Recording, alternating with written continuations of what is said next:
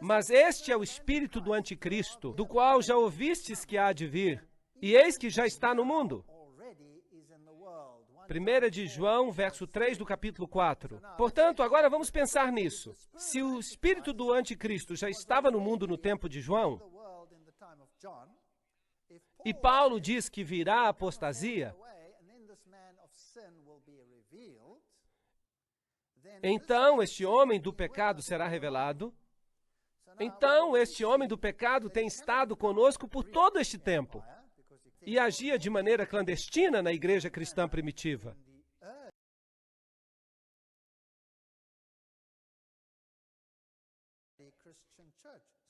Porque já o mistério da iniquidade opera.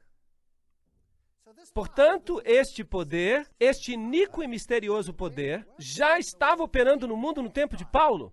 O que os pais da igreja sabiam e que Paulo lhes disse verbalmente? Ele lhes disse, mas não escreveu.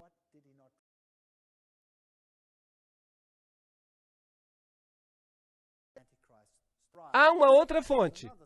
Paulo não identificou o poder repressor porque ele sabia que era Roma e evitou as represálias.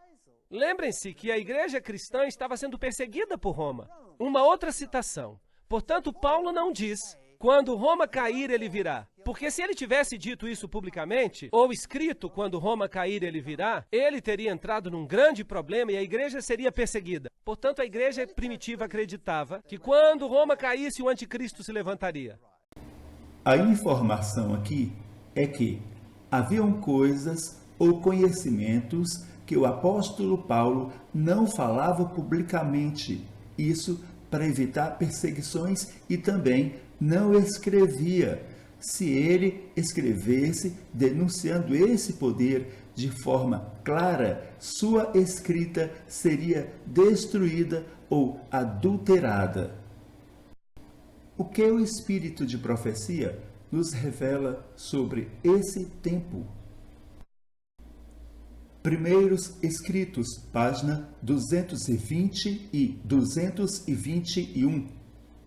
Vi que Deus havia de maneira especial guardado a Bíblia, ainda quando dela existiam poucos exemplares, e homens doutos, em alguns casos, mudaram as palavras, achando que a estavam tornando mais compreensível, quando, na realidade, estavam mistificando aquilo que era claro, fazendo-a apoiar suas estabelecidas opiniões que eram determinadas pela tradição. Vejamos o significado da palavra empregada por Ellen G. White, mistificando, mistificar. Verbo transitivo direto, fazer alguém crer em uma mentira ou algo falso, abusando de sua credulidade, enganar, ludibriar, iludir. Então, por um lado, temos o apóstolo Paulo evitando pronunciar ou escrever determinadas palavras para evitar perseguição, mas, um pouco antes, no princípio do vídeo nos é feita uma citação em 1 João capítulo 4, verso 3, onde ele usa a palavra anticristo. Será que o apóstolo João, diferente do apóstolo Paulo, não era uma pessoa cautelosa, pois ele parece denunciar por escrito o inimigo seu, de seu povo e do evangelho? Então temos uma suspeita.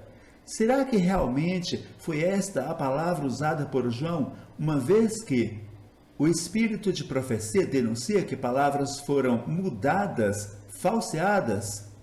E justamente a palavra que denunciava o inimigo de Deus, ao ser vista por ele, não seria mudada? Precisamos entender isso.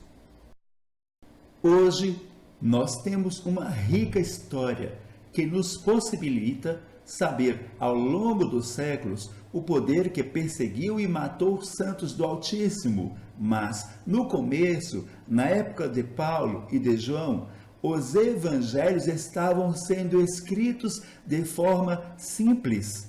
Hoje, identificamos o inimigo de Deus pela história E não somente pela Escritura, mas naquele tempo, tudo o que eles tinham era a voz, a escrita e a perseguição direta. Eles não tinham essa história. Então, a palavra que ele, João, usou não foi anticristo, porque a besta é um poder cristão. É uma contradição na escrita e João não fez isso. Foi esse poder cristão que, vendo a clara denúncia de João, trocou a palavra. E a palavra possivelmente usada por João em 1 João capítulo 4, verso 3, foi anti-Machia. E esse poder anti-Machia é anti-Machia até hoje. Conclusão. Entenda isso. Quando em Daniel 7,25 nos é dito que o poder inimigo de Deus mudaria os tempos e a lei e destruiria os santos do Altíssimo, esse poder, você sabe, foi e é o cristianismo, que é um poder anti-Machia. O que estamos mostrando aqui é que nós, com a ajuda da história, podemos identificar quem é o anti-Machia, mas não pela pureza da palavra empregada por João, e sim pela história posterior a ele. Porque a palavra que aparece em seu escrito, 1 João 4,3, ao contrário de denunciar o inimigo de Deus, faz beneficiá-lo, pois esse inimigo que ele, em sua inocência, intentou denunciar é uma religião cristã.